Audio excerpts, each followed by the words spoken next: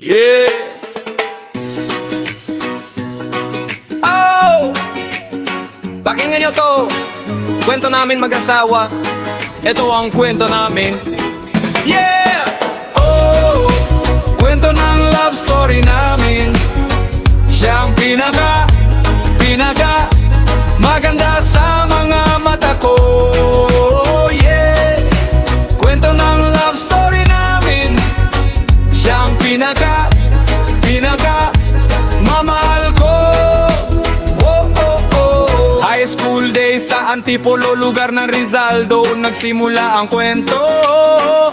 Classmate lang kami dati, babaeng sa likod lagi nakaupo. Hanggang naging magkaibigan, nagdaan ng mga araw. Kulitan na sarambis pa ang tawagan. Nireto ko siya sa gwapo, nireto din niya ako sa maganda. Mga nakarelasyon tila ba hindi maganda. Dati akala ko tropa lang o kaibigan lang, pero yung samahan lumalim araw-araw hanggang sa hinarana. Tapos sabi na tayo na lang kaya.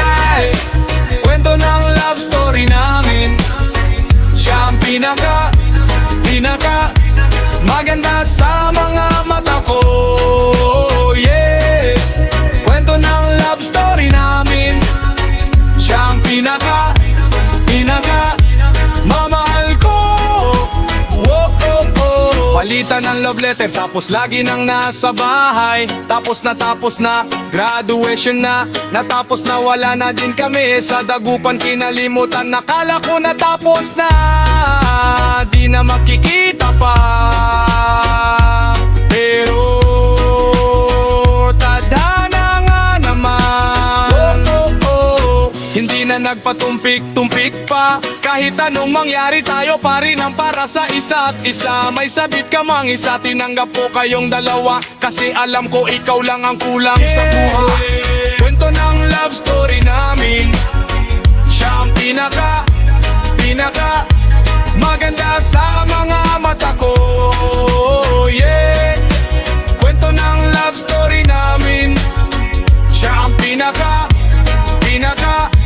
mamahal ko. Oh, oh, oh. Ikalawa ng Desyembre, taong 2022. Pangarap nagkatotoo, kasalang nagselyo. Tila ba tayo ang pinakamasayang tao? Marian ang pangalan, pinakamaganda. Reyna ng puso ko, Reyna ng buhay ko. Pandakman siya, siya lang ang gusto ko. Dating classmate, dating best friend, ngayon ay asawa. San ka pa? Yeah. Kwento ng love story namin. Siya ang pinaka maganda sa mga mata ko. Oh, yeah. Kwento ng love story namin. Siya ang pinaka mamahal ko. Yeah. Ngayon nga ay may 4 na anak kami. Biyaya na may kapal, biyayang hindi mapapantayan. 3 babae, bunsong lalaki, lahat makukulit, magaganda at gwapo. Kay bilis ng panahon, nangangarap lang mula noon hanggang ngayon, si Jomar at Marian habang buhay na to. Wow. Kwento ng love story namin. Siyang pinaka maganda sa mga mata ko. Yeah. Kwento ng love story namin. Siyang pinaka mamahal ko. Oh, oh, oh. Yeah. Oh, oh, oh. Sa mata ko walang kapantay, walang iba.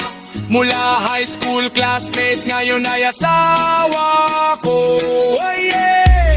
Classmate, best friend, ngayon ay asawa. Yan ang kwento namin kay Marian.